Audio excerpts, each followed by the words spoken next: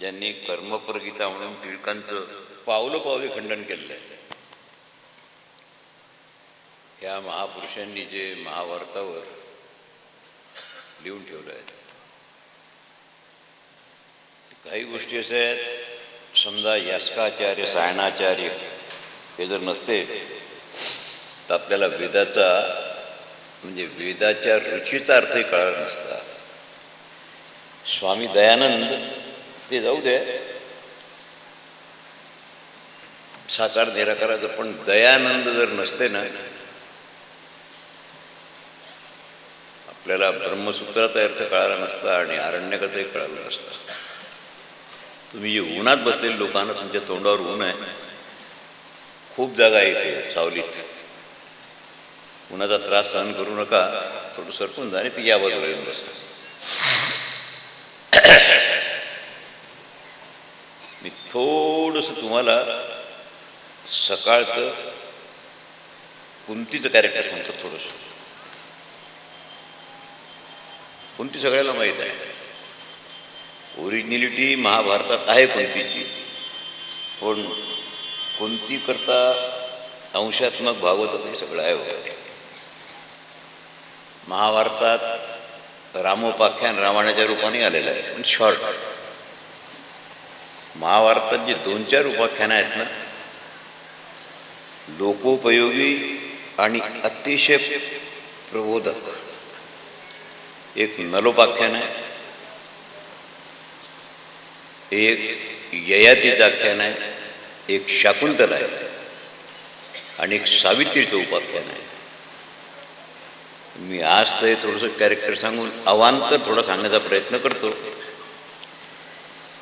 उद्या मात्र तुम्हाला हे महाआख्यान आहे 4, यांच्याविषयी थोडं सांगेन. उद्याच्या 2 प्रवचनाला कॅरेक्टर न सांगता हे उपाख्यानं सांगावं लागतात. कारण काय, कीर्तनकार, प्रवचनकार किंवा आपण बुकलेट्समध्ये जे वाचतो वगैरे, ते अतिशय शॉर्ट आणि थोडंसं बुद्धिभेद करणार असतं. या सगळ्यांची ओरिजिनॅलिटी महाभारतात आहे.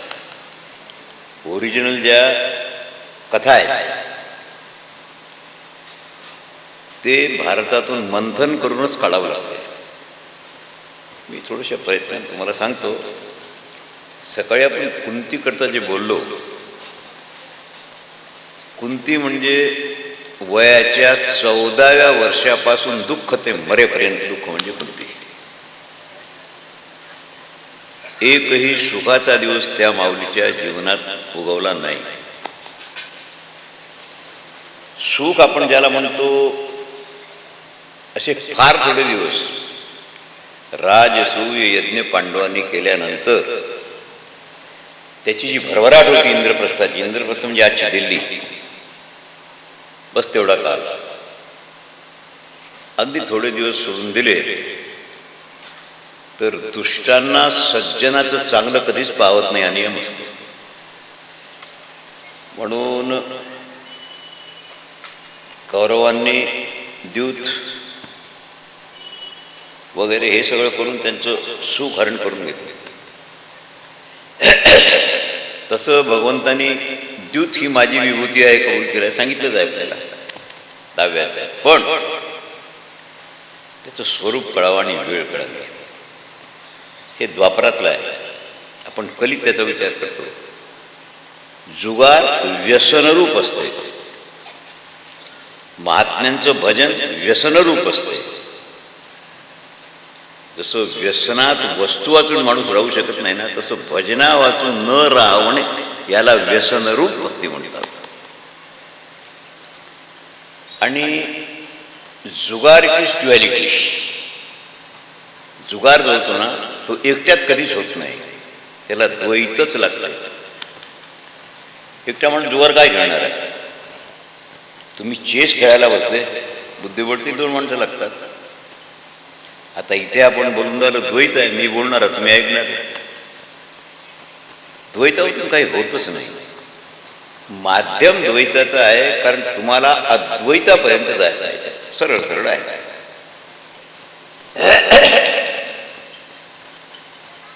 भ्रम निवृत्ती द्यूतात व्हावी. माझी विभूती आहे असं म्हणणारा देव वेडा आहे काय? हा महाभारतातला जो कौरव पांडवांचा विषय आहे ना, फार मोठा जुगार आहे. आणि धर्मराजाने दुर्योधनाच्या मृत्यूच्या वेळेला जो जुगार खेळलाय ना, तो या जुगारापेक्षा कितीतरी वाईट होता, डेंजरस होता तो. दोन माणसं जेव्हा जुगार खेळतात, एकाग्रता कशाला म्हणावी हे शिकायचं असेल तर जुगारखान्यात जा, 15 मिनिटं खेळू नका, जा. आणि त्यांची एकाग्रता पहा, जुगार खेळणाऱ्याची एकाग्रता कोणत्या ग्रेडची असते? त्यांना भूक नाही, ताण नाही, घेणे नाही, देणे नाही. त्यांचे जे आयडेंटिफिकेशन असते फार विचित्र असते. आपण प्रयत्नानं जर ती एकाग्रता साधली ना, डोळा लावला, पुंडलिक वरदा म्हटल्यावर विठोबा डोळ्याला त्याच क्षणाला दिसावं, त्याचं रूप दिसायलाच पाहिजे. आणि होते काय, ज्याला हर्ष होतो, आनंद होतो, मी जिंकलो असं वाटते, तो हारलेला असतो. जुगारात पहिली गोष्ट ही आहे, जुगारात कोणी जिंकत नाही. जो हारलेला आहे तो हारलेलाच आहे, जो जिंकलेला आहे तोही हारलेला आहे.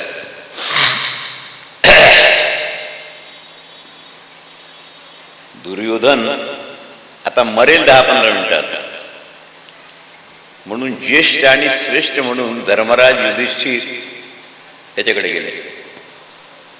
भाऊ आहे, काहीतरी झालं. धर्मराजाला पाहिल्यावर, कारण दुष्ट माणसाला तो त्याच्या दृष्टीनं पाहत असतो. एखादी बाई मुलगी एखाद्या बरोबर असेल तर तो त्याच्या दृष्टीनं पाहतो की वो ही याची बायको तर नाही, फ्रेंड तर नाही, त्याला दिसत, कन्या नाही दिसत, भगिनी नाही दिसत, माता नाही दिसत, कारण त्याची ती दृष्टी असते. कळलं की नाही? आता धर्मराजाला पाहिल्यावर त्यांनी दुर्योधनाने सांगितलं, दादा मला हिंडवायला आलास का तू? मी मृत्यूशय्येवर आहे, 10-5 मिनिटात माझं शरीर पडेल. सर्वच गेलं माझं, मी 100वर, मी आता चाललो. राज्य नाही, शासन नाही, नथिंग, काहीही उरलं नाही. जन्मभर आम्ही तुझा द्वेष केला पांडवांचा. जास्तीत जास्त दुःख त्रास तुम्हाला कसा होईल याच्याकरता आम्ही जीवन जगलो. मिळालं काहीच नाही आम्हाला. टाईम समाधान मिळालं ते टिकलं नाही. म्हणून शेवटी तू विजयश्री पदरात पडल्यावर मला हिंडवायला आलास का इथे? धर्मराजाने सांगितलं, ही पातळी माझी नाही, मी एवढा खालच्या स्तराला अजून गेलो नाही. भाऊ आहेस तुम्हाला, तू लवकरच मरशील. म्हणून जसं आपण भेटायला जातो, त्याला पाहायला जातो, दुर्योधन अशाही अवस्थेत अतिशय त्रास होता त्याला, बरीच झालं होतं मांडी. दुसऱ्याच्या बायकोला धोत्र उघडं करून माझ्या मांडीवर बैस म्हणणाऱ्याच्या मांडीचं भरीत होईल की नाही? नाही होणार. मांडी उघडी करून दाखवली द्रौपदीला, माझ्या मांडीवर बैस. दुःशासनाने सांगितलं, दुर्योधना तू लक्षात ठेव, तुझी मांडी मी छेदा करीन. जी मांडी दाखवली ती केली, अधर्माचा आश्रय घेतला तरी केली. दुर्योधन हसत होता. त्यांनी सांगितलं, दादा आम्हाला इतका आनंद होता तुम्हाला जेव्हा वनवासात पाठवलं, अज्ञातवासातही तुम्हाला छळण्याचा प्रयत्न केला, तुमचं राज्य, शासन, संपत्ती सगळं आम्ही हो. मला असं वाटतं की या जुगारात आम्ही जिंकलो. पण आज माझ्या लक्षात आलं की जिंकलेले आम्ही खरे हारलेलो आहोत. काय राहिलं माझं? काही नाही राहिलं, काही नाही. माझ्या आई वडिलांचं ऐकलं नाही, तेही आम्हालाच अनुकूल होते. आता म्हणजे वडील, आई नाही. त्यानेही आनंद झाला होता, कारण माझा बाप म्हातारा द्रौपदीला जिंकलं त्यावेळेला मया अजितम 2 वेळा बोलला. आम्हाला वाटलं आम्ही जिंकलो. आज माझ्या लक्षात आलं की आम्ही जिंकलो नाही, हारलो.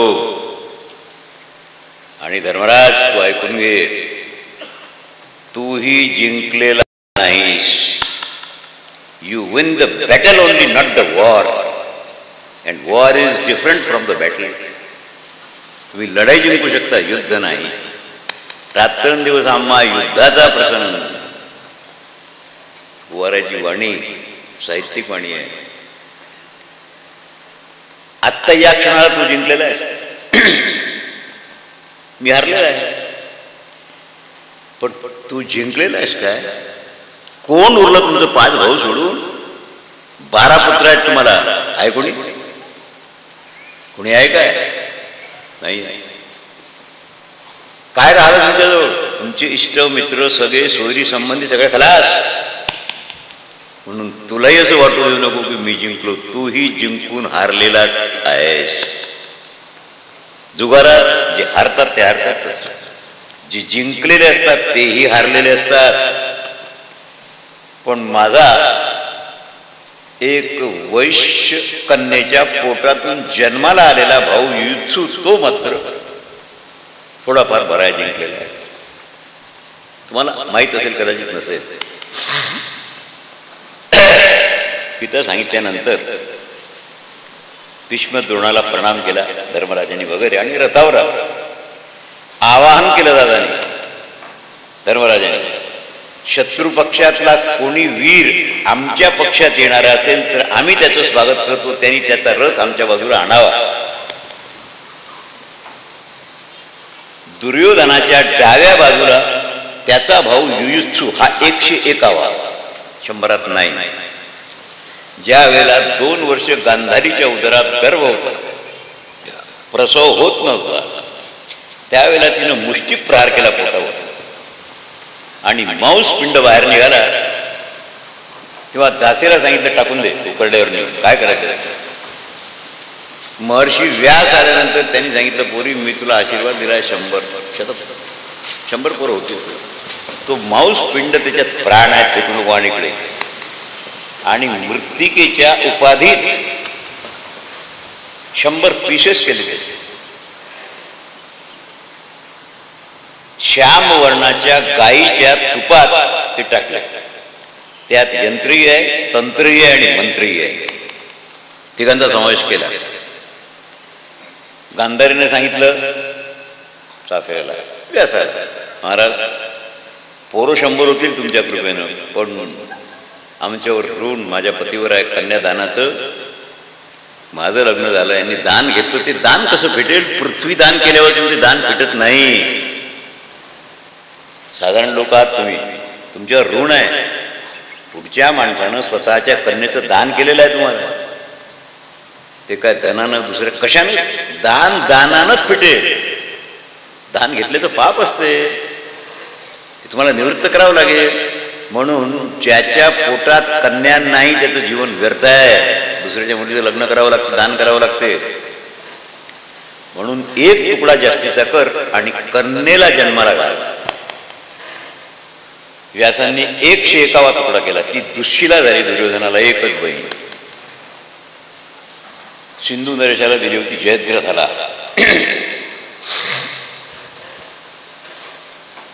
आणि आता हे पाहतोच तुम्ही.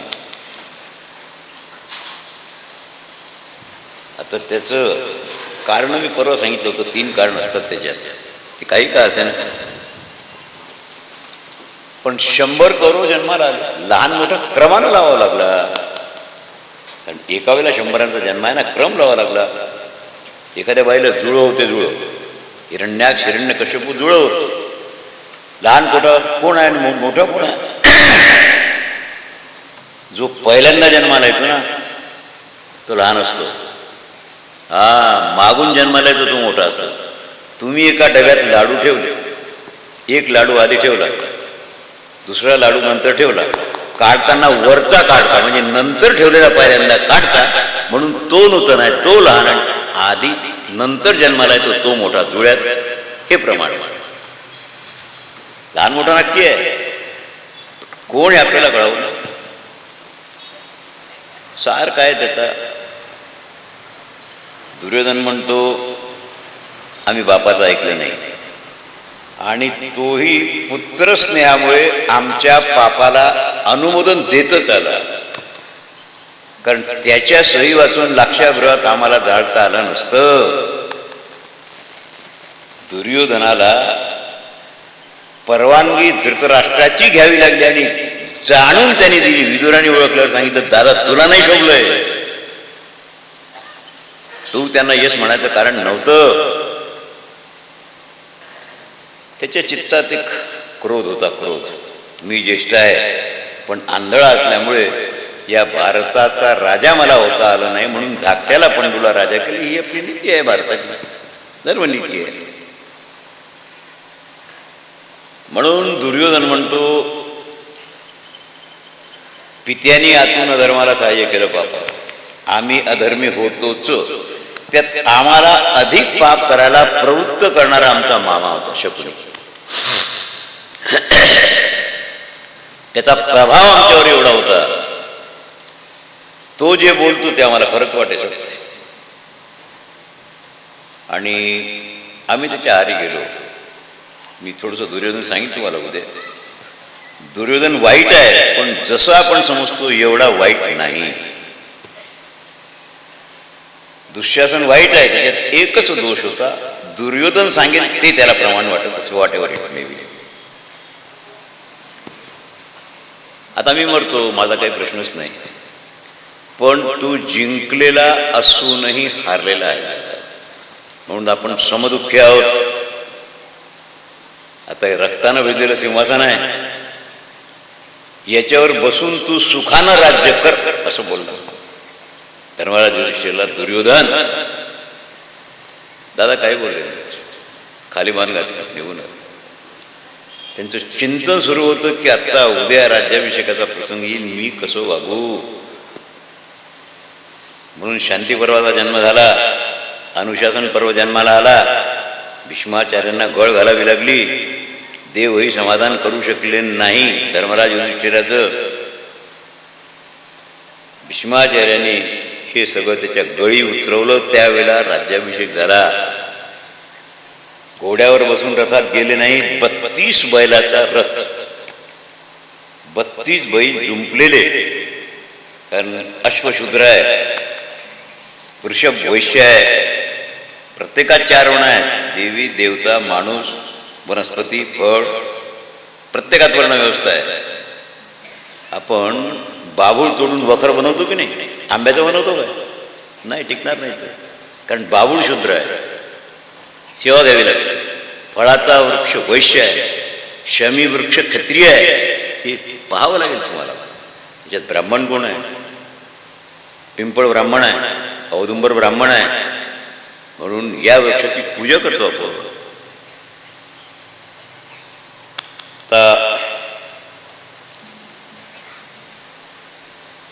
कुंती थोडंसं बारीक चिंतनानं पहा. पातिव्रत्य असणं फार चांगलं आहे, पण पातिव्रत्यात बुद्धिमत्ता असली तर अधिकस्य अधिकम. कुंतीच्या जीवनात आधीपासूनच, कारण एक तर ही दत्तक दिलेली मुलगी होती. दत्तक दिलेली म्हणजे तुम्ही असं समजा, कुंतीभोज राजाला संतान नव्हती म्हणून कन्या दिली दत्तक वगैरे, ती कुंती.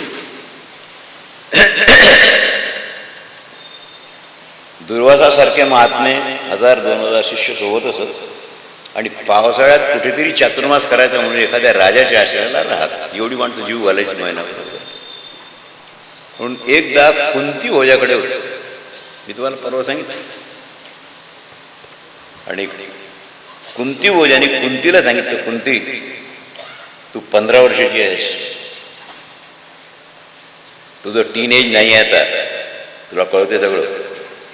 जेवढी 25 वर्षाच्या तरुणाला समज असते, ड्रॉइंग असते, इमॅजिनेशन असते, तेवढंच 14 वर्षाच्या मुलीला असते. तुला दुर्वासाच्या सेवेला ठेवलं आहे मी, ह्याच्यातून मात्र राहते. हे प्रसन्न असले तर फुकट मटते आणि रागावले तर कुणालाही कधीही क्षमा करत नाही. बियाला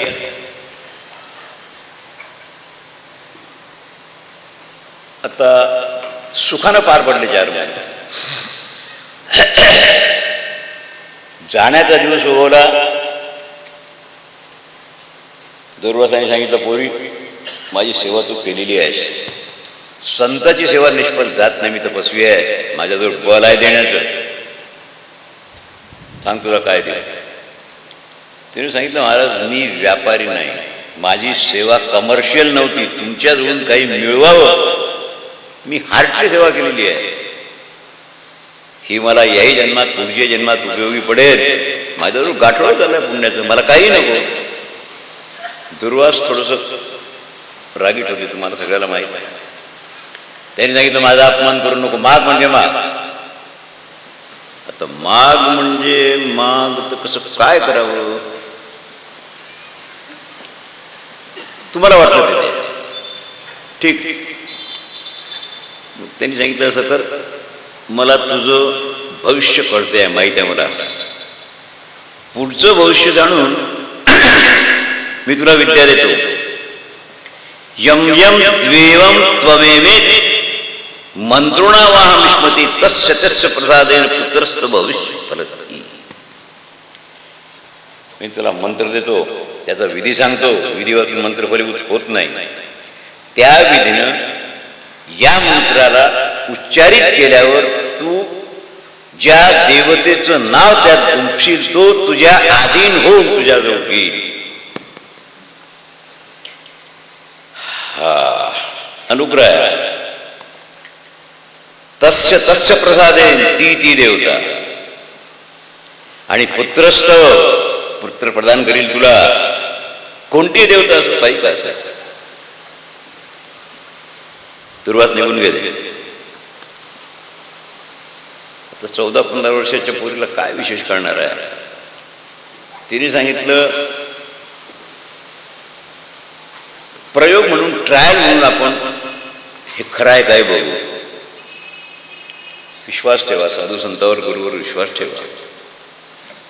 तिनं सूर्याचं नाव घालून मंत्राचा उच्चार केला, आणि प्रकाश म्हणजे मूर्तिमान प्रकाश तिच्या महालात निर्माण झाला पूर्वेकडून. फार घाबरली ती, कारण सूर्य बोलला, आवाज आला, पण प्रकाश दिसला, व्यक्ती नाही दिसली. प्रकाश दिसला, व्यक्ती नाही. अतिशय घाबरली होती ती. सूर्य म्हणतात, भीती सोड, माझं ग्रहण कर, कारण माझ्यासारखे देवतेचं येणं व्यर्थ होऊ नये. तुला जे दुर्वासाने सांगितलं, तुला पुत्र प्राप्ती होईल, माझं येणं सफल होईल, माझं आवाहन व्यर्थ जाऊ नये, आणि तुला जनरल पुत्र मी देणार नाही, जन्मतःच त्याला अमृत श्रवणारी कुंडलं आणि कोणतंही शस्त्र भेदन करणार नाही असं कवच त्याच्या शरीराला राहील. तो जसा जसा वाढेल तसं तसं कवच ते वाढत राहील. दिव्य कुंडल आहेत, आणि तो अतिशय स्वाभिमानी, शूर आणि दानी होईल, हे सूर्याने सांगितलं. शेवटी सूर्याला वश व्हावं लागलं. मी तुम्हाला हे विज्ञान सांगतो, शॉर्ट सांगतो. आणि वश झाल्यानंतर कर्णाचा जन्म झाला. पुढे त्याला पेटीत नदीत सोडलं वगैरे, ते जाऊ दे, पण एवढ्या गुणांनी युक्त झालेला पुत्र त्याचा त्याग करणं महाकठीण होत होते. करावं तर लागलंच त्याला. पुढे कर्णाला संदूक म्हणजे लाकडाची पेटी त्यात घालून वगैरे, मी सांगितलं तुम्हाला परवा. आणि पुढे स्वयंवरात कुंतीनं पंडूराजाचं वरण केलं. वरण केलं, पतीबरोबर आनंद आहे, पण मनात एका कोपऱ्यात कर्णाचं दुःख आहे, वियोगाचं. गुणवान पुत्र आहे ना, ते दुःख तिच्या अंतःकरणात आहे. पुढे पंडूचं लग्न माद्रीबरोबर झालं. मद्राधिपतीची भगिनी होती ती, तिने आणून दिली. आणि मग पंडून दिग्विजय केला. दिग्विजय म्हणजे राजसूयज्ञ करता नाही, दिग्विजय म्हणजे चारही दिग म्हणजे दिशा, पूर्व पश्चिम दक्षिण उत्तर चारही दिशेला जाऊन प्रत्येक क्षत्रियाला जिंकलं आणि दिग्विजय केला. आणि दिग्विजयानंतर स्त्रियाबरोबर आता काय विलास म्हणा, थोडंसं मनोरंजन म्हणा, म्हणून जसं तुम्ही एखाद्या हिल स्टेशनला जाता वगैरे, ते रानात असताना मृगधारी तपस्व्याची हत्या झाली मैथुनावस्थेत.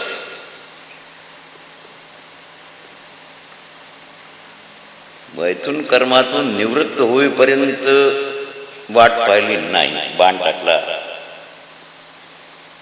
मैथुनांते पुराणांते स्मशानांते. माणसाला वैराग्य कधी होते? 3 वेळेला, पण क्षणिक. स्मशानांते, स्मशानात प्रेत जायला वाटते सगळं खोटं आहे. पुराण श्रवण केल्यावर, कथा श्रवण केल्यावर वाटते की हेच खरं आहे, बाकी सगळं धिक्कार आहे, व्यर्थ गेलं जीवन. आणि मैथुनांते यू नो व्हेरी वेल आहे, पण ते वैराग्य टिकाऊ नाही आहे. वैराग्य ज्ञानाचं टिकाऊ आहे. भक्ती प्रेमावी ज्ञान नको. साऱ्यात असं आहे, पंडूला शाप आहे, तू ज्या क्षणाला मैथुनासक्त होशील त्याच क्षणाला तुझं शरीर पडेल. एक किंदम नावाचे ऋषी होते, पण ते ब्राह्मण नव्हते, वैश्य. त्यांनी सांगितलं, पंडूला राजा भिवू नको, तुला ब्रह्महत्या नाही लागली, मी ब्राह्मण नाही आहे, पण तुला हत्या लागली आणि तुला त्याचं फल भोगावं लागले. ज्या वेळेला दशरथाचा बाण श्रवणाला लागलाच,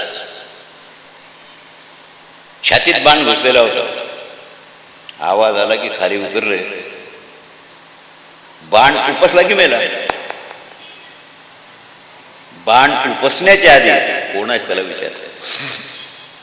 त्याने सांगितलं, राजा तू थरथर कापून राहिलाय, धर्मवान राजा आहेस तू, मी मेलो म्हणून नाही, पण मी ब्राह्मण आहे असं समजून तू घाबरलाय. तू घाबरू नको, मी वैश्य आहे, ब्राह्मण नाही, हे श्रवणाने सांगितलं. ही कथा राजा दशरथाने कैकईच्या महालातून कौसल्याच्या महालात जेव्हा त्यांना आणलं मृत्यूपूर्व, त्यावेळेला कौसल्याला सांगितलं, कौसल्य मी गुप्त ठेवलेली गोष्ट तुला आज सांगतो, कारण माझा आता मृत्यू मला दिसतोय. माझा राम गेला वनात आणि मी त्याच्या वियोगात राहू शकत नाही. तुला सांगतो, शिकारीला गेलो त्यावेळेला शिकार न मिळाल्यामुळे झाडावर थांबलो. सकाळी पाण्याचा बुडबुड आवाज आला आणि बाण टाकला शब्दवेधी. माणूस होता, पाणी भरत होता, त्याला लागला, असं असं झालं. त्यांनी मरण्यापूर्वी मला सांगितलं, मी वैश्य आहे, ब्रह्महत्या नाही, पण माझे आंधळे आई बाप आहेत या पडवीत बसलेले, त्यांच्याकरता पाणी न्यायचं होतं, तू त्यांना पाणी पास. मेला. बाण उपटावं लागला. आग फार भयंकर होती, विष होतं बाणात. पाणी घेतलं भांड्यात आणि चालत गेलं. मी रामायण जेव्हा सांगतो ना तेव्हा वाल्मिकी रामायणच सांगतो ओरिजिनल. माहीत असेल तरी रामचरित मानस सांगत नाही, दुसरं कोणतंच नाही अध्यात्म रामायण, फक्त ओरिजिनल वाल्मिकी रामायण. त्यात हा प्रसंग मी सांगतोय असा आहे. हळू पावलं न गेलं. म्हातारे आंधळे आहेत. पावलाचा आवाज होता, ओळखलं त्याने. पावलावरून ओळखलं की आपला मुलगा नाही आहे. कोण आहेस तू पाणी आणणारा? बोललो की ओळखला गेला म्हणून. बोलत नव्हते दशरथ. सांगितलं मी सांगतोय पाणी प्या. पहिल्यांदा नाही नाही आम्ही पाणी नाही पिणार. श्रवण कुठे आहे माझा मुलगा? ते सांगितलं पाणी पिलं नाही, पाणी पिण्याचा प्रश्नच नाही. सांगावं लागलं त्याला असं असं घडलं. सांगितलं ठीक आहे, आम्ही वैश्य आहोत.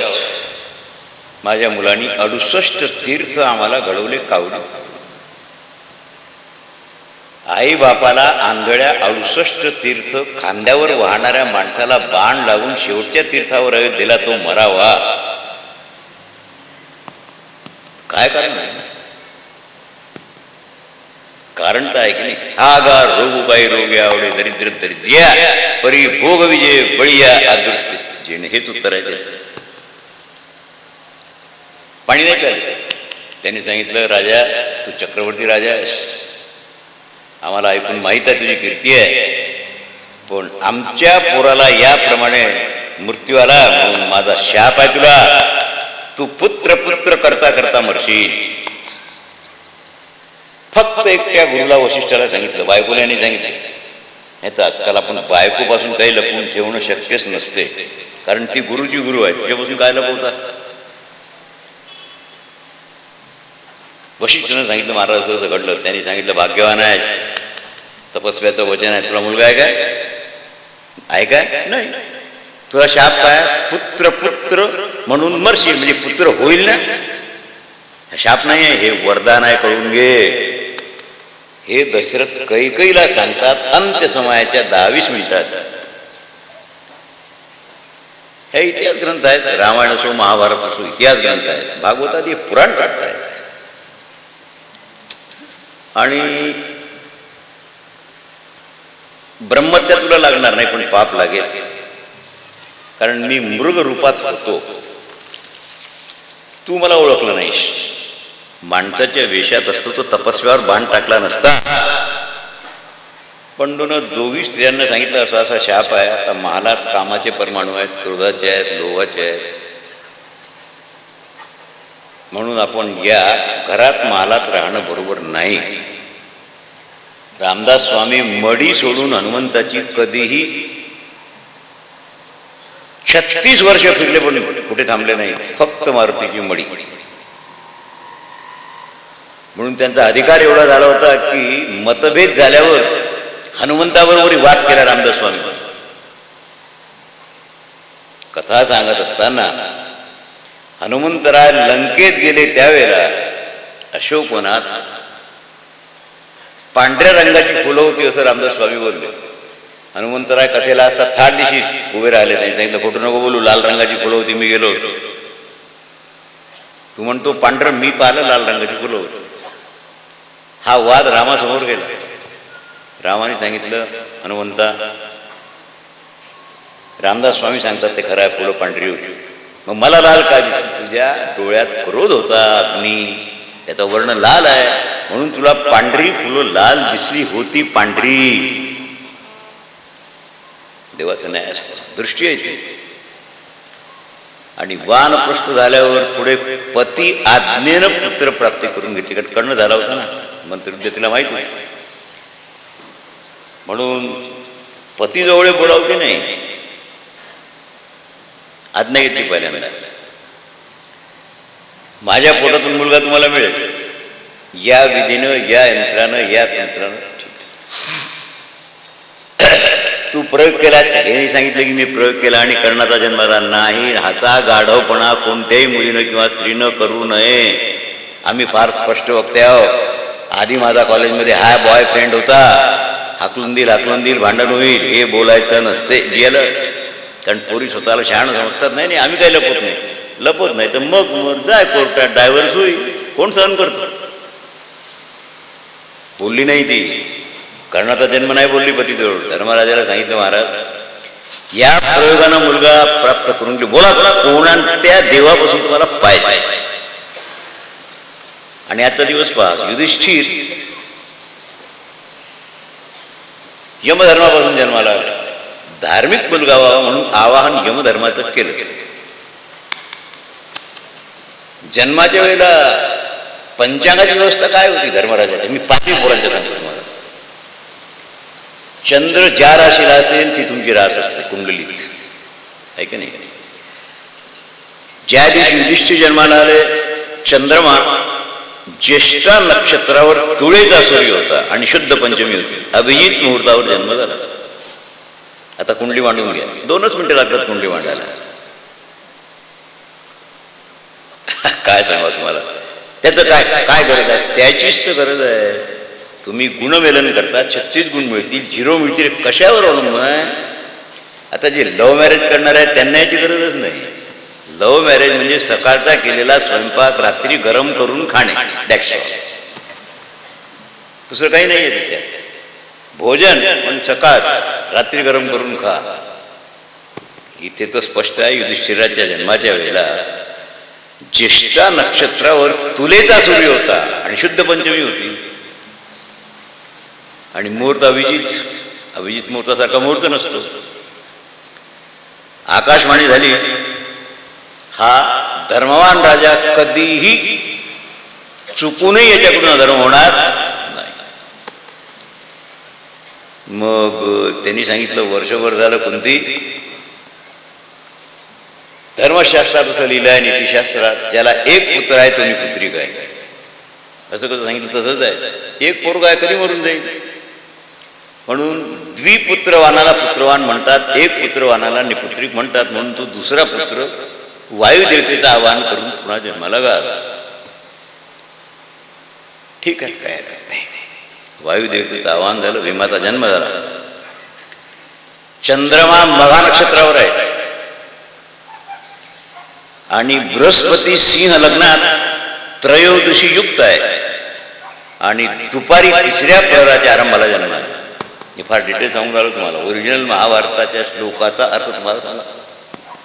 भीम जन्माला सिंह लग्नाचा जन्म आहे, तो प्रश्नच नाही. मग 1 वर्ष जाऊ दे, पंडून पुन्हा, कारण काही वेळेला पतीजवळ लाळ घोटावी लागते, नवऱ्याला लक्षात ठेवा, खुशामत करावी लागते की नाही? अरे असं म्हणलं म्हणतं, अशी हलवा म्हणजे they who are married, they who are well experienced, they can imagine follow. त्यांच्या चित्तात आलं की एखादा शूरवीर पुत्र व्हावा. त्यांची दृष्टी इंद्राकडे होती.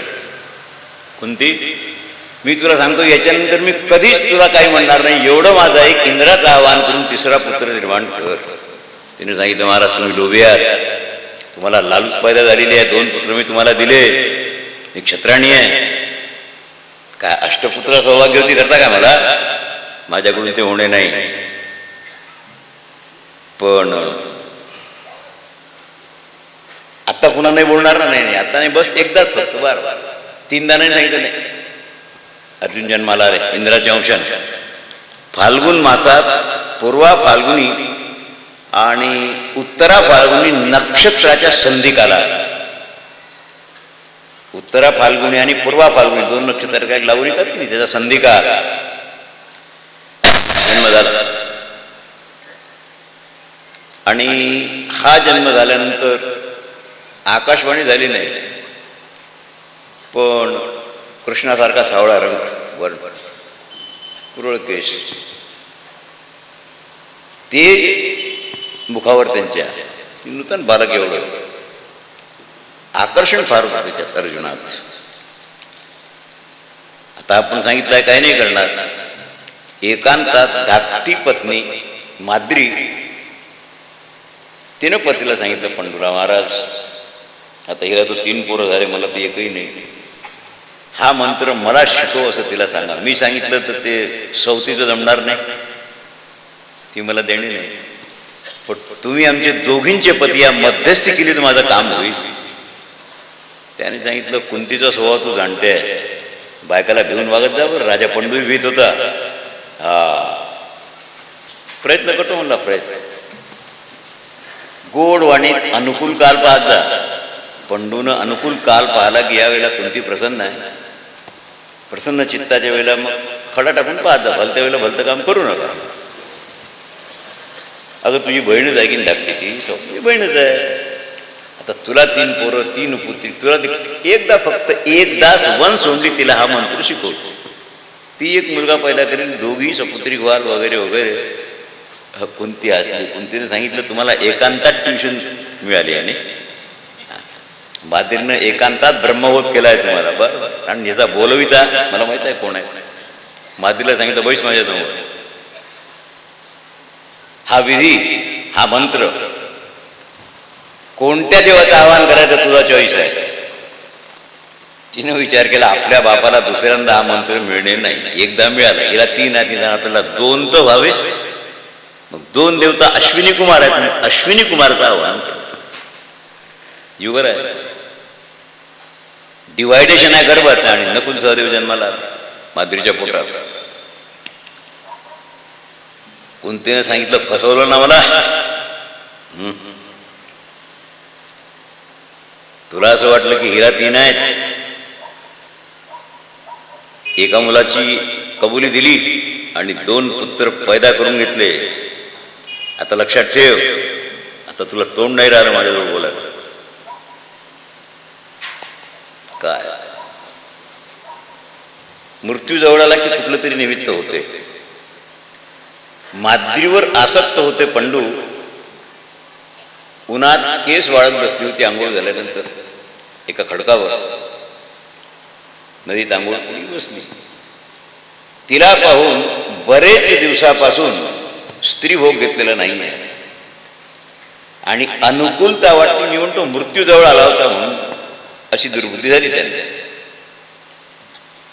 जाऊन माद्रीला कवटाळण्याचा प्रयत्न केला की खलास, तिथेच पडले. माद्री ओरडल्यावर कुंती आली जावं. पोरं लहान होते, 1 वर्षाच्या अंतराचे. त्यांना सांगितलं तुम्ही होऊ नका. माधुरी काय केलं? नाही तर मी काहीही केलं नाही. मी शक्यवर तुला सांगते, मी काहीही केलेलं नाही आहे, मला पत्ताही नाही. राजे आसक्त झाले आणि त्यांचा मृत्यू त्याने ओढून घेतला. काय करा? पंडू तर मेले. माद्री सती गेली. कुंतीने सांगितलं मी सती जाऊ. सांगितलं नाही नाही, गडबडून जाईल. तुझी योग्यता माझ्यात नाही. मी 5 पुत्रांचं तुझ्याप्रमाणे पालन करू शकणार नाही. माझ्या ठिकाणी भेदभाव राहील. ही कुंतीची, ही माझी गडबड होईल. पण तुझा तू अधिकार आहे. माझ्या पुत्रांना तू तुझ्या पुत्राप्रमाणे सांभाळशील म्हणून सती मला जाऊ दे आणि तू पोरांचा सांभाळ कर. हस्तिनापुरात विदूर सोडून कुणी असं नव्हतं. तो प्रामाणिक होता आणि हितचिंतक होता. पुढचा इतिहास ब्राह्मणाबरोबर पोरांना पाठवलं वगैरे.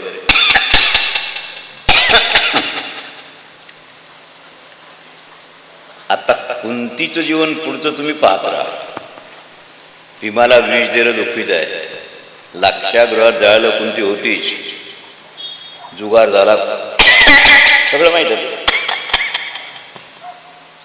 12 वर्ष वनवासाला, 1 वर्ष अज्ञातवासाला कुंती होतीच. तिथून आल्यानंतर भारतीय युद्ध झालं. सगळे संबंधी, सोयरे, पुत्र, पौत्र, प्रपौत्र सगळे मेले. कुंती होतीच. शेवटी यज्ञ झाला. राजसूय यज्ञाचा तेवढा काळ जोडून द्या. अश्वमेध झाला. कुंती होतीच. आणि सगळे पुत्र मेल्यावर धृतराष्ट्र गांधारी सहित 16 वर्ष पांडवाकडे होते. त्यांना सवय होती अंधूळभर सोनं दान केल्यावर भोजन करायचं नाही. ब्राह्मणाला बोलवून त्यांना दान द्यावं, मग भोजन करावं. आता यांच्याजवळ एक कपर्दिक राहिली नाही, एक पैसा. पण धर्मराजाला माहित होतं आपल्या बापाला दान केल्यावर जेवण करता येत नाही, म्हणून खजिनदाराला सांगून ठेवलं होतं एक द्रोण, कडी खाण्याचा द्रोण नाही, द्रोणे प्रमाण 2200 तोळे सोनं, एवढं माझ्या बापाला रोज देत जा सकाळी. तेवढं दान ब्राह्मणाला बोलवून करत आणि मग जेवण करत. विदुर म्हणत दादा दुसऱ्याचं धन दान करून काय मिळेल, ही माझी पोर आहे ते म्हणाला तोंड उरलाय का तुला? यांच्या अन्नावर जगतो, यांच्या व्यवस्थेत राहतो, यांचं धन दान करतो आणि खोटं समाधान प्राप्त करतो. किती दिवस करशील? अजून मरण्याची इच्छा नाही का तुझी? अजून सोडता येत नाही काय? मग सोड. वा, कुंतीचा इतिहास शेवटपर्यंत स्वर्गारोहण पांडवाचं. कुंतीच्या साक्षीनं एवढं दुःख पुत्रांना झालं, पर्यायानं तिला झालं. पुत्राला दुःख होईल तर त्याचं दुःख पित्याला नाही होणार, कमी होईल, पण मातेला फार होईल. यद्यपि माता निमित्त कारण आहे, उपादान कारण नाही आहे. कुमार ज्याप्रमाणे घटाचा निमित्त कारण आहे, उपादान कारण तर मृत्तिका आहे आणि मृत्तिकेचा तर अभाव आहे. भागवताच्या 5व्या स्कंदात राजा रहुगणाने सांगितलं, राजा रहुगणाला जडभर सांगतात तू मातीचा, मी मातीचा, ही पालखी मातीची, हे दास सेवक मातीची, सगळं जग मातीचं आहे. मृत्तिका सोडून काहीही नाही जगात. पण तुला सांगू, जग ब्रह्मरूप आहे. महाराज तुम्ही तर आता सांगितलं मृत्तिका आहे, सांगितलं मृत्तिकेचा अभाव आहे, मृत्तिका सिद्ध होत नाही. मृत्तिका पारमार्थिक सत्य आहे की व्यावहारिक सत्य आहे? स्वप्न प्रातिभाषिक सत्य आहे की व्यावहारिक सत्य आहे? स्वप्नाची सत्ता तर प्रातिभाषिक आहे ना. स्वप्नात तुम्हाला 100 रुपयाची मनी ऑर्डर आली, जागृती चालेल काय? जागृतीची व्यावहारिक सत्ता आहे, स्वप्नाची प्रातिभाषिक आहे. पारमार्थिक चेतनाची सत्ता आहे. आणि एका सत्तेत तर दुसऱ्या सत्तेत चालत नसते, हा नियम आहे. मृत्तिकेचा तर अभाव आहे. मग तुम्ही कसं म्हणता की जगत मृत्तिका रूप आहे? सांगितलं मी याच्याकरता म्हणतो, तू पहिल्या वर्गात आहे, तुला कळावं म्हणून अर्भकाच्या साठी पंते हाती धरली पाठ ज्ञानाला मी बोललो तुला. मृत्तिका असत्य नाही, असत्य आहे मृत्तिका. कारण मृत्तिकेचं कारण आप आहे, आपाचं कारण तेज आहे, त्याचं कारण वायू आहे, त्याचं कारण आकाश आहे, आकाशाचं कारण महत्त्व आहे, महत्त्वाचं कारण प्रकृती पुरुष आहे. ये प्रकृती पुरुष दोन्ही उपदले जायचे अमन. ब्रह्मसत्य आहे म्हणून जगत ब्रह्मरूप आहे. That's all. खेदाला काय अभाव, तुम्ही भाव सिद्ध करा ना. नैयायिक आणि वैशेषिकांना पंचदशीकारांनी चॅलेंज केला आहे. तुमची हिंमत असेल तर जगत सत्य आहे, मृत्तिका सत्य आहे, सिद्ध करा. नाही करता येत. ज्या गोष्टीचा अभाव आहे, गीतात पाहणं कुठे जाऊ नका. असत वस्तू सत्य सिद्ध होत नाही आणि सत्य आहे ती असतात परिवर्तित होत नाही. म्हणून आत्मा आपल्यात सत्य आहे, शरीर अनित्य आहे. म्हणून शरीर जळेल, मरेल, जाईल, येईल, लिंग शरीर, पण जो जात नाही फक्त साक्षी आहे तोच खरं सत्य आहे. ह्या वनपर्वात मथुरा, वृंदावन आणि त्याच्या चारी बाजूचा भाग शुंगकाल. शुंगकालात भागवत धर्म फार प्रभावशाली होता आणि त्यावेळेला एक आंदोलन उभं झालं. त्या आंदोलनाला मध्यवर्ती जे मांडलिक वगैरे होते, विचारवान शहाणी माणसं, त्यांनी नारायणीय धर्म मान्य केला, इन ब्रॅकेट भागवत धर्म. मोक्ष पर्वात नारायणीय धर्मात हे आले. काम्यपणात ज्या वेळेला शीतल छायेत मार्कंडेय ऋषी युधिष्ठिरावर बसले होते. मार्कंडेय चिरंजीवी आहेत. मार्कंडेय आले तेव्हाही हसत होते, बोलत होते तेव्हाही हसत होते, कारण अवदासीन्याचं कारणच नाही. त्यांना माहित होतं राम रची राखा. कधी जगात ऍक्सिडेंट होत नाही, बिफोर टाइम आफ्टर टाइम कोणी मरत नाही, कुणाचं दिवाळा निघत नाही. राम रची राखा आहे. तुमच्या पूर्वकर्माचं फल रेडी असते तयार. सुखदुःखाचं कारण नाही. पेशनस विघ्नमाना हा सुखैश्वरत करा, काही कारण नाही. मार्कंडेयाने सांगितलं, धर्मराज मी तुला एक गोष्ट सांगतो. त्या उपाख्यानाचं नाव आहे पतिव्रता उपाख्यान. आणि मी तुला जे सांगितलं ते खरंच होणं आहे, आर्टिफिशियल नाही आहे. जीवन व्यावहारिक नीतिशास्त्राचं मंथन करून निर्माण करावं. आधी चिंतन नीतिशास्त्राचं करावं. नीतिशास्त्र निपुण असाल तर धर्मशास्त्र, आणि धर्मशास्त्रात निपुण असाल तर मग अध्यात्म. एकदम नीतिशास्त्रावरून अध्यात्मात उडी घेऊ नका. नैतिक धर्म काय आहे? मार्कंडेयाने सांगितलं, मिथिला नगरीत एक व्यास म्हणजे खाटीक राहत होता. थोडीशी गंमत आहे. एका पतिव्रतेची गोष्ट आहे. मी तुला नंतर दुसरं सांगितलं, थोडंसं तू ऐकून घे. काय गंमत झाली. एक ब्राह्मण, तरुण ब्राह्मण, तपस्वी, तपामुळे शब्दाला शक्ती आलेली, आंघोळ नदीत करतो आणि ओंजळीत पाणी घेऊन सूर्याला अर्घ द्यायला पाणी भरतो. एका पक्षिणीनं बीट टाकली त्याच्यात. आता पक्षीला काय माहित की आपण हागल्यावरती याच्या ओंजळीत पडेल. योगायोग पडलं. त्याने सांगितलं मी सूर्याला अर्घ द्यायला ओंजळीत पाणी घेतलं आणि पक्षी पीठ केली तिने म्हणून वर पक्षिणीकडे पाहिलं. राग झाली जळून. माणसाला अहंकार पहा. नाथांच्या चरित्रात आहे. त्यांचा शिष्य होता. मृत संजीवनी विद्या होती. गाढवाला जिवंत केलं. नाथांनी दुसऱ्याची समाधी दिली त्याने.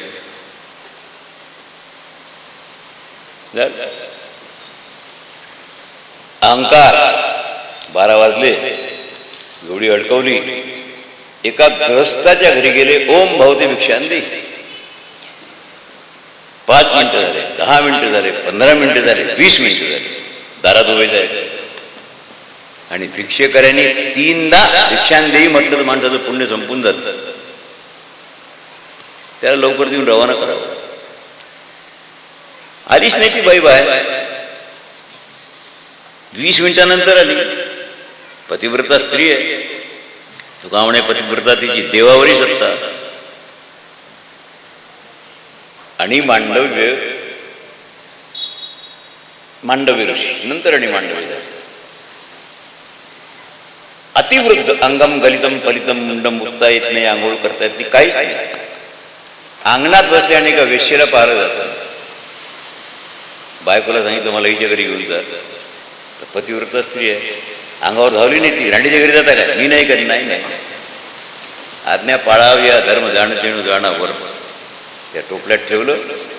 पाय लटकून आले. जन्मेला बुडत रथ. तर ते सुळावर दिलेलं होतं मांडव्याला. त्याला लागला धक्का. घोळ झाला सगळा. सुळावर दिल्यानंतर आणि मांडव्य. पण पतिव्रतेनं सूर्याला स्तब्ध केलं. मांडवी ऋषीने सांगितलं मला ज्याचा धक्का लागला तो तुझा पती सूर्य उदयाला आनंद मानलेला आहे. तिने सांगितलं महाराज सूर्य उदयाला येणारच नाही. टोपलं खाली ठेवलं. बस एवढंच बोलली. सूर्य उदयाला येणार नाही. ब्रह्मदेवाने म्हटलं सगळी घडी बिघडून जाईल. सूर्याचा उदय होईल. समजूत घाला. कोण घालेल? कोण घालेल? पण स्वयं सत्यलोक नाथाला यावं लागलं आणि सूर्याचा उदय झाला. ब्रह्मदेवाने हात जोडले. सांगितलं माते तुझा दम सूर्याला स्तंभित केलायस तू. तिने सांगितलं महाराज मी काहीच नाही करत. तू जे करतं कुणीही करत नाही. सूर्याला स्तंभित केलाय. गुरुजी गोष्ट सांगत असत एवढीशी. अकाल आहे आणि मूर्ती बसवायची आहे शंकराची प्रतिष्ठा. ज्योतिष्याने दिवस काढून दिला. मुहूर्त सांगितलं पतिव्रतेच्या हातून मूर्ती प्रतिष्ठित करा. अनाऊत झालं. दिवस ठरला. सगळं नगर स्त्रिया पुरुष सगळे होते. तुम्हाला माहित आहे मुहूर्ताच्या वेळेला पुरोहितांनी सांगितलं जी पतिव्रता असेल तिने पुढे या आणि मूर्तीला हात लावा. मूर्ती आपोआप हातात येईल. ती म्हणे तू जाय. ती म्हणे तू जाय. राणी म्हणे प्रधानाच्या बायकोला ती जाय. ती म्हणे की तू गृहमंत्री आहेस तू जाय. आला 25 जाईल. त्या ब्राह्मणाने सांगितलं वेळ 2-3 मिनिटं जाय. तेवढ्यात एक मेंढराचा कळप आला. तो मेंढराचा कळप धनगर होता बरोबर. आता धनगर म्हणजे मेंढर करणारे पाहत असतो मी. त्याची पत्नी होती 70-75 वर्षाची म्हातारी. एवढ्यापर्यंत हे डोक्यात मुवा गळून राहिल्या. ते सगळं रामकृष्णारीच होतं सगळं. पाहिलं की माणूस नाकाला कपडा लागला. तिनं चौकशी केली कशाची गर्दी आहे रे बामणा मला सांग. Rough language. त्याने सांगितलं तुझं काम नाही. हो बाजूला. अरे सांग. मराठवाड्याच्या बाय फार धट आहे. सांगितलं बाई येथे पतिव्रतेची गरज आहे. मी शोधून राहिलो. काय काम आहे? सांगितलं मूर्ती बसवायचं. धक्का द्यायला गेला बांबा. शिवलिंगासमोर ती म्हातारी गेली. तिने सांगितलं महादेवा मी पतिव्रत आहे. मला त्याची जाण आहे. आयुष्यात एकच चूक घडली.